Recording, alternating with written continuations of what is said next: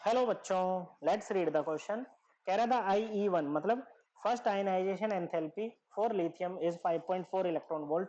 Okay बच्चों, देखो ionization enthalpy होती है the amount of energy required to remove an electron from isolated gaseous atom और ion. और ये हमेशा कैसी होती है बच्चों? एंडोथर्मिक प्रोसेस होती है। और ये जैसे इलेक्ट्रॉन वोल्ट है बच्चों, एक एटम के लिए बात करते हैं आयनाइजेशन एंथैल्पी की, तो आप इसको इलेक्ट्रॉन वोल्ट पर एटम भी कह सकते हो। सिमिलरली फिर ए मतलब इलेक्ट्रॉन एफिनिटी दे रखी है Cl की 3.61 इलेक्ट्रॉन वोल्ट। इलेक्ट्रॉन एफिनिटी होती है the amount of energy released when an electron is added to isolated gaseous atom. Okay बच्चों, और Cl है, इलेक्ट्रॉन लिया Cl माइनस बनाया, इस प्रोसेस में जो एनर्जी आपकी रिलीज होती है ना बच्चों, ये एक्सोथर्मिक का प्रोसेस है। तो ये क्या होगी बच्चों? आपकी आपकी ये यहाँ पर हो जाएगी इलेक्ट्रॉन एफिनिटी। ओके बच्चों, और रिलीज हो रही है तो आप इसको ऐसे भी लिख सकते हो, माइनस का 3.61 इलेक्ट्रॉन वोल्ट पर एटम।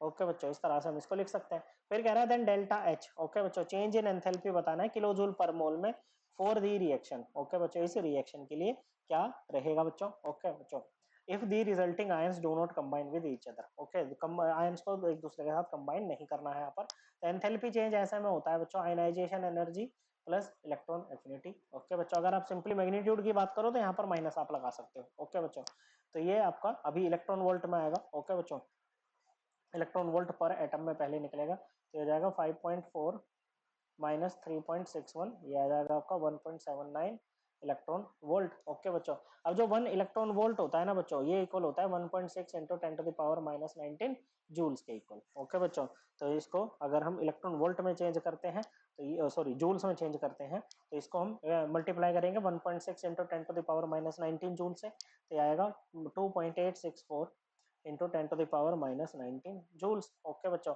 अब 1 जूल जो होता है ना बच्चों, वो 10 to the power minus 3 kilo joule के इक्वल होता है। तो किलो जूल में क्या हो जाएगा बच्चों? 2.864 into 10 to the power minus 22 kilo joule. Okay, लेकिन हमें तो किलो जूल पर मोल में देना है बच्चों। अब एक मोल में कितनी एंटिटीज होती है बच्चों? एक मोल में एंटिटीज होती हैं आपके पास में एवोगैड्रो नंबर के इक्वल। इसको किलो जूल पर मोल में चेंज करने के लिए क्या करोगे आप? 2.864 into 10 to the power minus 22 को मल्टीप्लाई करोगे 6.02 इंटू 10 टू द पावर 23 से बच्चों। ओके, तो किस में हो जाएगा? किलो जूल पर मोल में ये आ जाएगा बच्चों। इसको कैलकुलेट करेंगे तो ये लगभग कितना आ जाता है बच्चों आपके पास में? ये आएगा आपके पास में 172.4128 किलो जूल पर मोल। ओके, अब 172 तो कहीं है ही नहीं बच्चों हमारे पास में, तो 170 है, वो थोड़ा बहुत फर्क रिजल्ट में इसलिए आ जाता है कि हम चीजों को राउंड ऑफ भी तो करते हैं बच्चों। ओके, तो ये आपका आंसर होगा। आपको कभी ऐसा नहीं मिलेगा ऑप्शंस में कि 170 भी दे रखा है 172 भी दे रखा है। ओके, आप आराम से जो है आंसर को टिक कर सकते हो, कोई दिक्कत आपको नहीं होगी। करेक्ट आंसर है ऑप्शन 3। आई होप आपको ये एकदम क्लियर हो गया होगा। थैंक यू बच्चों।